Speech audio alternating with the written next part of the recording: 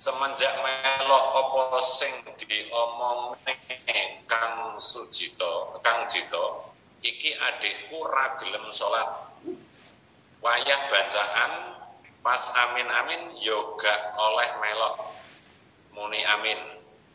Dadine meneng ae pas amin. Amin. Ana sing nyawang tulisan Al-Qur'an jari gila. Aku sebagai masih jadi bingung nanggapi adikku.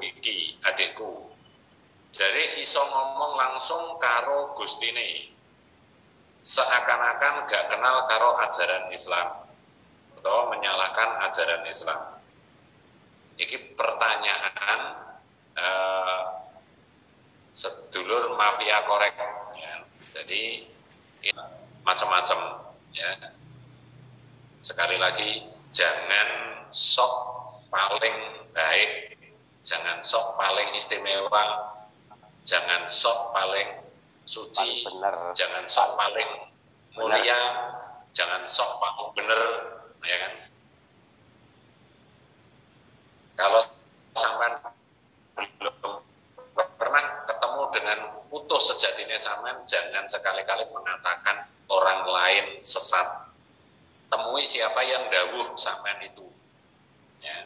Maka ini bahasanya intinya seperti ini. Ada saudara kita ya, namanya nggak tahu juga ya kan, yang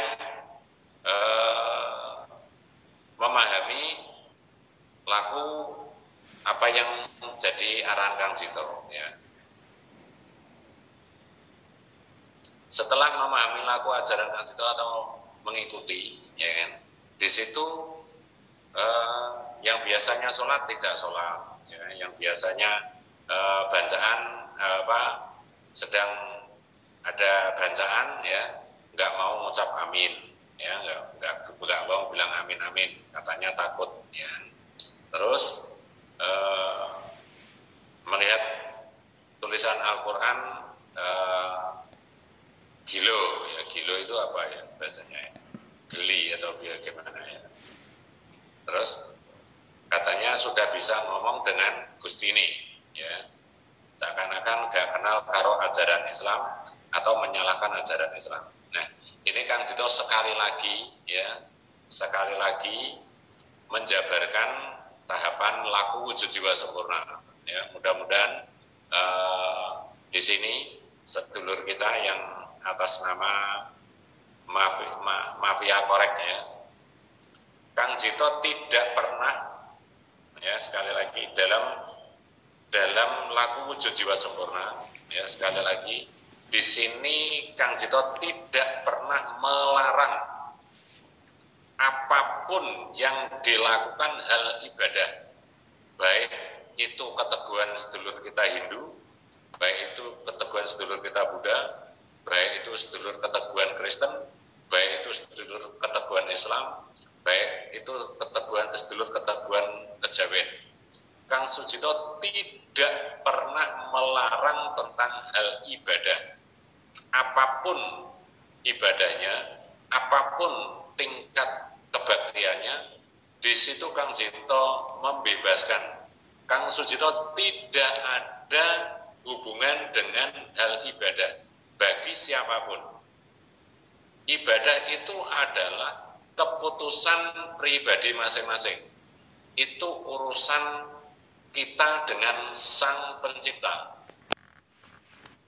Kang Sujito tidak pernah sama sekali mengait-ngaitkan arahan laku wujud jiwa sempurna ini dengan keteguhan atau keagamaan. Siapapun saudara yang meyakini ajaran keagamaan masing-masing dipersilakan melakukan seperti apa yang menjadi tuntunan atau ajaran agama tersebut. Itu hak individu ya. Kang Sujito hanya memberikan arahan laku 31 ini, yaitu jangan bohong, harus jujur, jangan dendam, utuhnya jangan sombong, dan adilnya diri pribadi. Bahwa sekali lagi ada kata-kata seperti itu, ya, ini saudara kita mafia korek, ya kan, saudara sampean atau adik sampean itu tidak ada hubungannya dengan ajaran atau aliran yang sampean katakan seperti itu yang diarahkan ke Kang Sujito. Karena Kang Sujito juga tidak ada indikasi atau tujuan melarang atau menyuruh kamu harus melakukan ibadah seperti ini, kamu jangan melakukan ibadah seperti ini. Di sini Kang Sujito tidak ada wewenang, tidak pernah memberikan arahan tersebut. Karena itu adalah hubungan manusia dengan Sang Pencipta sendiri, karena itu adalah sudah menjadi keyakinan saudara-saudara masing-masing. Maka laku wujud jiwa sempurna ini tidak ada kaitannya, tidak bisa diponis bahwa laku wujud jiwa sempurna ini adalah agama tertentu. Tidak ada. Ya, sekali lagi dulur-dulur, ini disampaikan Kang Sujito untuk menjawab ya pertanyaan dari saudara kita mafia korek, ya. Nah, kalau sudah mengatakan hal seperti itu, ya, laku wujud jiwa sempurna ini pasti ada yang mempersepsikan adalah mengajarkan sesuatu yang kurang baik. Ya. Padahal kalau kita benar-benar mau memahami dengan sejati bahwa arahan laku wujud jiwa sempurna ini napas 3 kali, ya kan? Ini mapanya 1, jangan bohong. Di mana letak kebohongan? Di situ kita sendiri yang tahu. Ya. Jujur, di mana letak kejujuran? Di situ utuh sendiri yang akan memberitahukan kepada kita tentang kejujuran atas itu sendiri. Jangan dendam atau jangan sombong, ini akan memberikan kepada tahapan laku, di mana kalau kita sudah bisa menerima kesadaran atau penyadaran, di situ kita tidak akan pernah sombong dan dendam pada tahapan laku.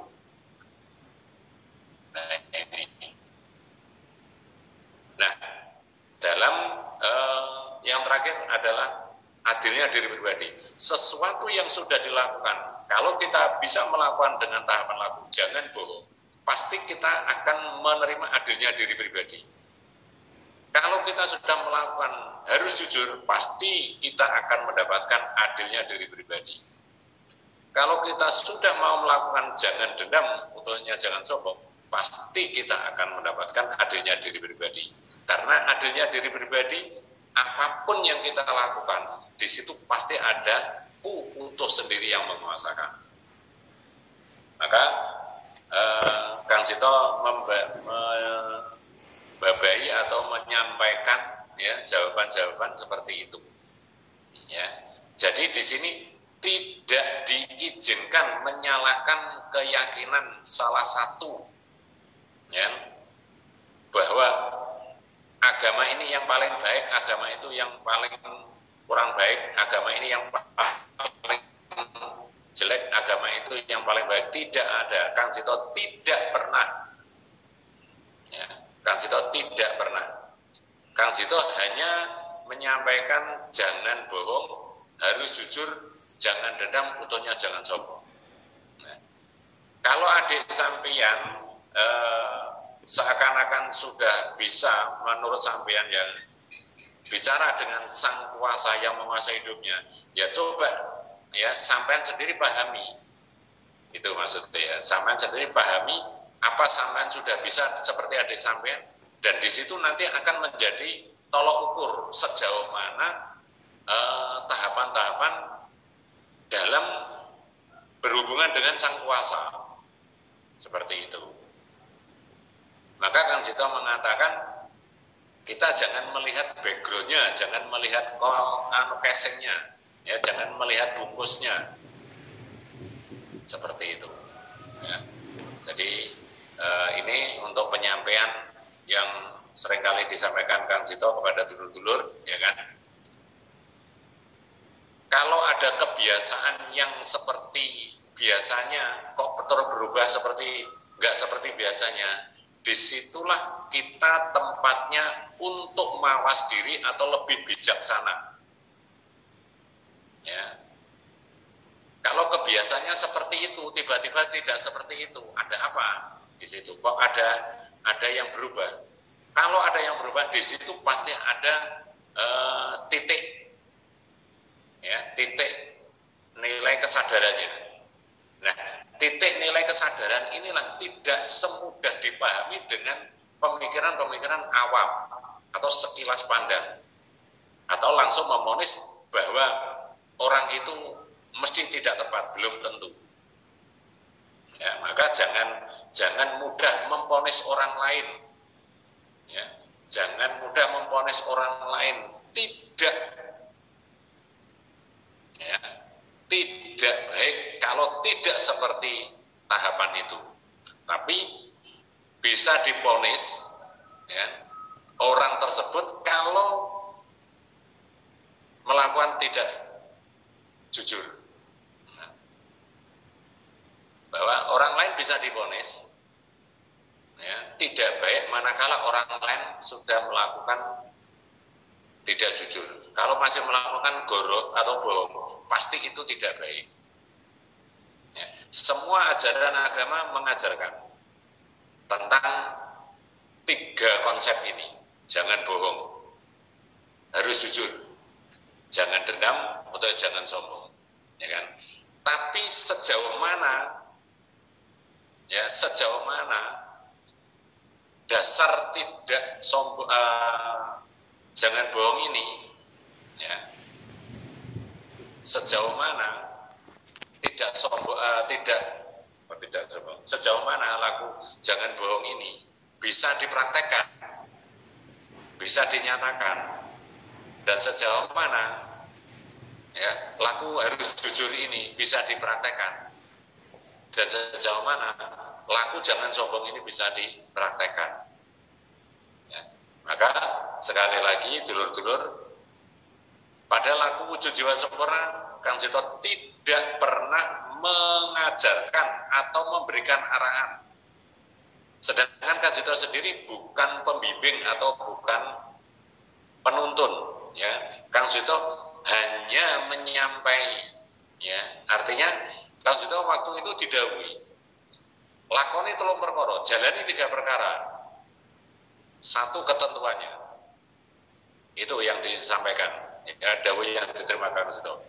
Waktu itu Kang Cito menerima langsung dawuh seperti itu. Ya, kalau di bahasa Indonesia kan kata-katanya seperti itu. Jalani 3 perkara dan 1 ketentuannya. Apa Gusti? Jangan bohong, harus jujur, jangan dendam, mutunya jangan sombong, dan adilnya diri pribadi. Nah, itu. Nah,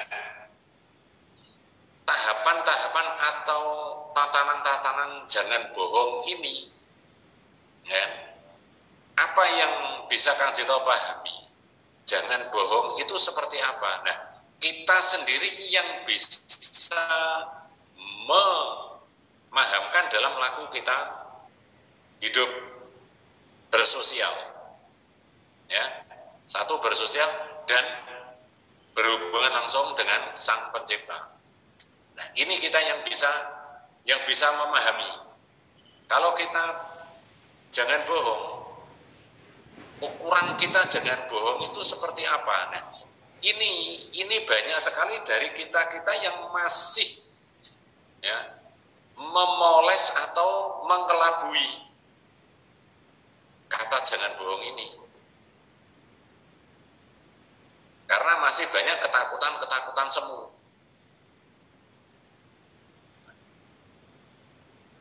Ini dulu ya. Jadi ini sekali lagi Kang Jito menyampaikan, ya, maka Kang Jito sering dijuluki ajaran sesat. Ya. Kang Jito sering uncali atau diuncali kata-kata ajarannya Kang Jito itu ajaran sesat. Ya. Ketika Kang Jito tanya sesat sejati ini sah-sahane ndakno tatanane laku wujud sejati. Ya. Jadi mana sesat itu sebetulnya kalau orang penjiwaan ya sejati ya sah-sahan. Jadi sesuatu yang wujud nyata itu harus tahu kebenarannya. Nah, kalau kita sudah tahu dengan nilai kebenarannya, kita akan ketemu dengan tahapan. Maka mengatakan apapun dalam kata-kata kita harus tahu apanya. Maka Kang Jito mengatakan banyak orang yang mengatakan arahan Kang Jito arahan sesat. Ya Kang Jito ya hanya mesem. Nah, maka sekarang tak kembalikan. Kalau arahan Kang Jito ini dianggap sesat, jangan bohong. Ini apa ajaran yang sesat?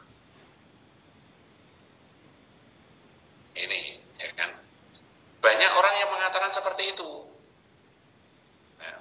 Nah, kalau orang yang mengatakan Kang Jito ajaran sesat, terus yang dianut mereka itu apa nggak mengajarkan jangan bohong ini? Apa yang dianut mereka itu tidak mengajarkan ajaran ini? Ini yang menjadikan pemahaman.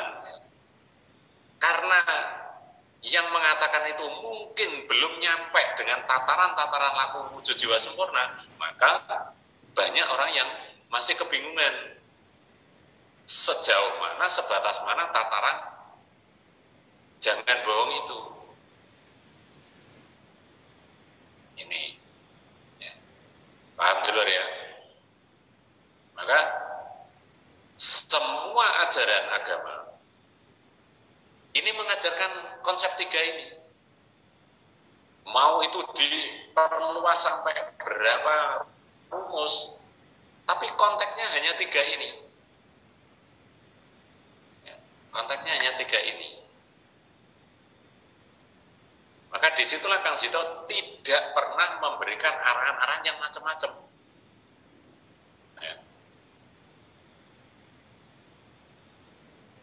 Ya mudah-mudahan dari penjabaran ini ya ini bisa menjadikan pemahaman kita sendiri, ya kan, bahwa pada laku wujud jiwa sempurna tidak pernah melarang atau menyuruh tentang nilai ibadah. Itu urusan Anda masing-masing. Nah, urusan Anda masing-masing. Baik Anda berketeguhan Hindu, berketeguhan Buddha, berketeguhan Kristen, berketeguhan Islam, berketeguhan Kejawen, itu hak Anda masing-masing. Atau berketeguhan yang lain, itu hak Anda masing-masing. Ya. Ibadah itu adalah urusan kita dengan Sang Pencipta. Ya.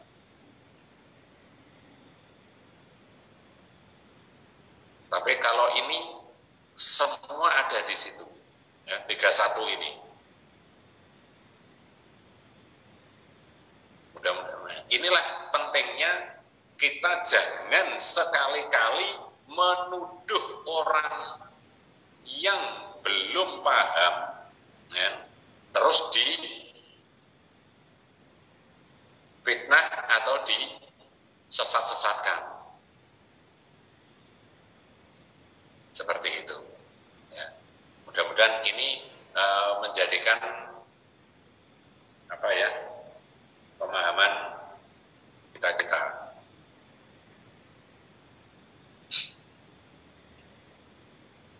Tidak terasa ya, 12:30.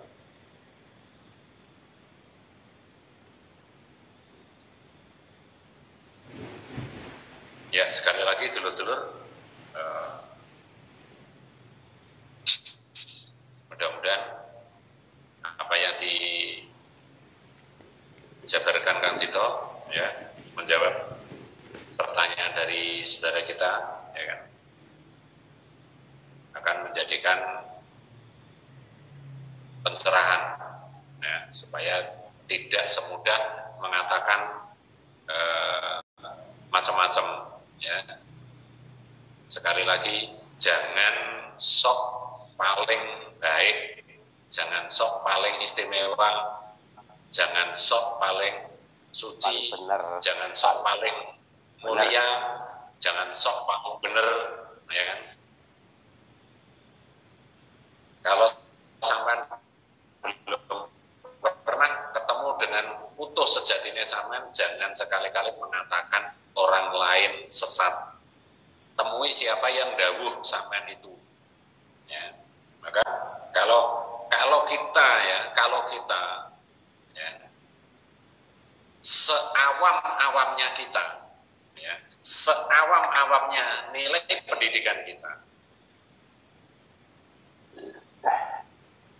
temuilah pucuk hidung ini dulu, ya. Dimatno itu apa ya maksudnya ini? Dipentelengi tenanan ya, ditentremne tenanan bahasa ini. Diinget Wis pokoknya sampean fokusnya di pucuk hidung sampean dengan meletakkan keegoan. Sama nanti tidak akan pernah menyalahkan orang lain. Tidak pernah mau menyampaikan sesuatu itu carilah dulu, ya, pahamilah dulu. Jangan syukur angger jeplak, jangan syukur angger ucap seperti itu. Ini yang sering, ya, yang sering terjadi, ya. Makanya sesuatu yang belum pasti, belum paham, ya, itu akan kembali kepada diri kita sendiri, ya. Kalau kita kesombongan yang disampaikan, ya, kesombongan seakan-akan paling istimewa sendiri, seakan-akan paling hebat sendiri, seakan-akan paling baik sendiri, seakan-akan itu nantinya akan menjadikan kita justru itu yang kurang baik. Maka atas dasar kesadaran, ya, kesadaran atau penyadaran, itulah kunci utama kita, supaya kita tidak mudah memponis orang lain. Carilah kelemahan diri sendiri dulu, carilah kekurangan diri sendiri dulu. Jangan memonis orang lain. Kuasa menguasakan utuh suara utuh sejati itu tidak mudah dipahami. Artinya gini, ya, kita itu merasa paling hebat, ya. Kita itu merasa paling istimewa, kita itu merasa paling di atas segala-galanya, ya kan? Nah,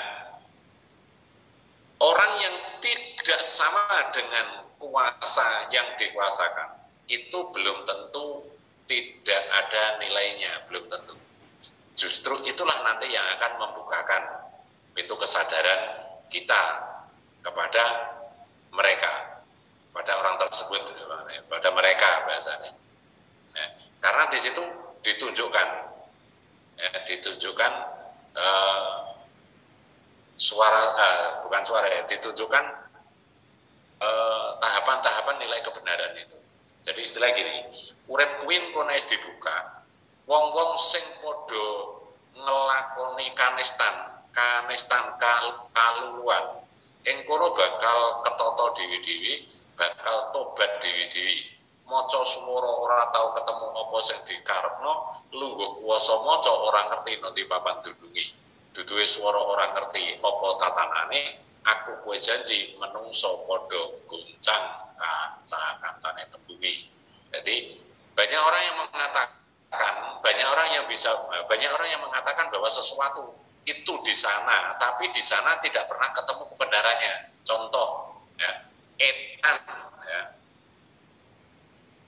Kita mengatakan etan atau timur, itu kita meyakini bahwa etan itu di sana. Tapi satu pun orang ditanya, di manakah letak etan yang sebenarnya? Di manakah letak etan itu sebenarnya, atau timur itu sebenarnya? Itu satu pun belum ada orang yang bisa menjawab atas keyakinan tersebut. Ya. Etan itu bentuknya seperti apa, warnanya seperti apa, itu tidak ada orang yang bisa menyebutkan atau menunjukkan nilai kebenaran tersebut. Nah inilah, maka sebelum tahapan-tahapan itu ketemu, jangan mudah memvonis orang yang dianggap tidak sepaham. Nah, itu bahasanya. Ya. Belum tentu paham yang sampean pahami itu tepat. Kecuali kalau sampean sudah tahu nilai kebenarannya. Kalau masih katanya, jarinya, ya jari ini, ya podo karo guru. Maka untuk bukan klarifikasi ya, untuk menjabarkan kebenaran itu, yaitu arah mata angin ya. Jadi 4 mata penjuru, mata angin atau 8 ya, 8 arah mata angin. Itu coba saman cari. Semua orang itu meyakini ini untuk tes nilai kebenaran. Seperti itu. Ya, makasih dulu. Monggo kalau ada yang mau menyampaikan lagi atau mau bertanya atau mau bercerita atau mau berbagi.